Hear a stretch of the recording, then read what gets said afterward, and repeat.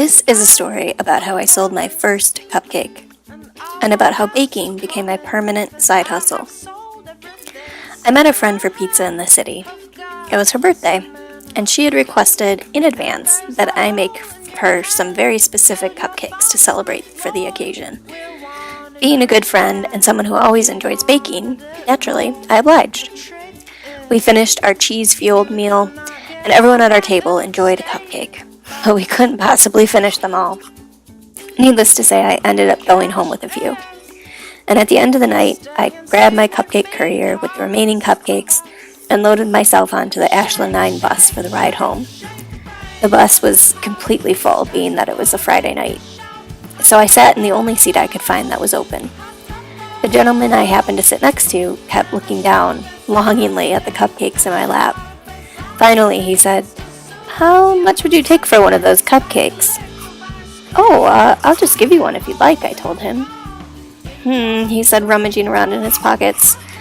"How's about 53 cents? He said, taking some change out of his coat pocket and gesturing the coins my way. "You've got yourself a deal, sir." This is a picture of the very first cupcake I ever sold. A cupcake dressed up as a penguin with the help of a donut hole head, marshmallow chest, and a starburst candy beak, all coated in sleek black icing. Even today, looking at this cupcake makes me smirk.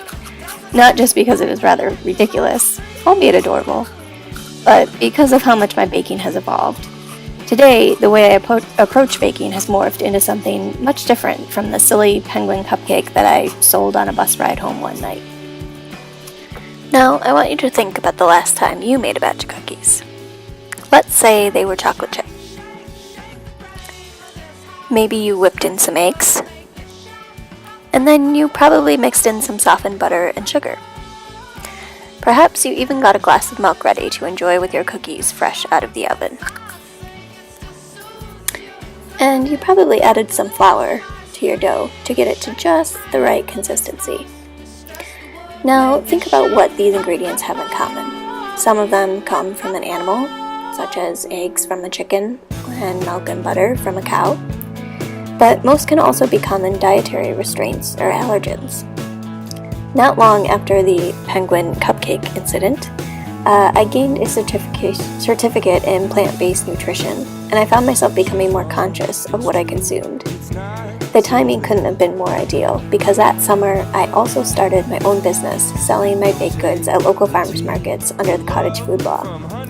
I soon discovered that customers were asking for goods made with alternatives to these items too, be it a vegan cookie due to personal preference, or a dairy-free cupcake due to a lactose intolerance. And soon enough, I embarked on a journey where I discovered a whole new world of baking. Traditional wheat-based flour can be bleached or overly processed, and on top of that can make celiacs and those who are gluten intolerant sick.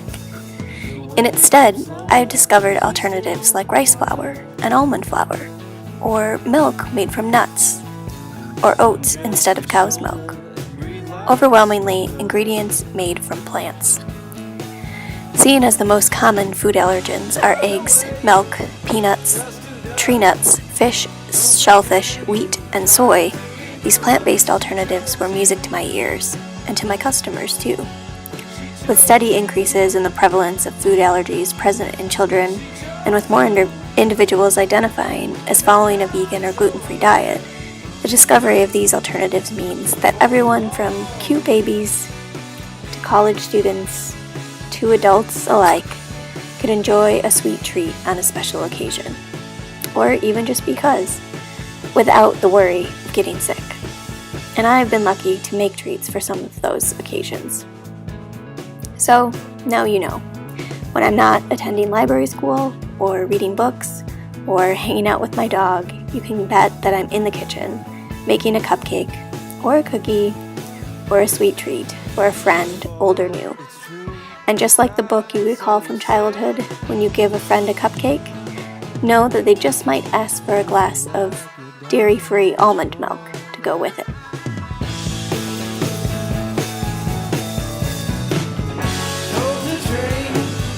Underwater, self-deception.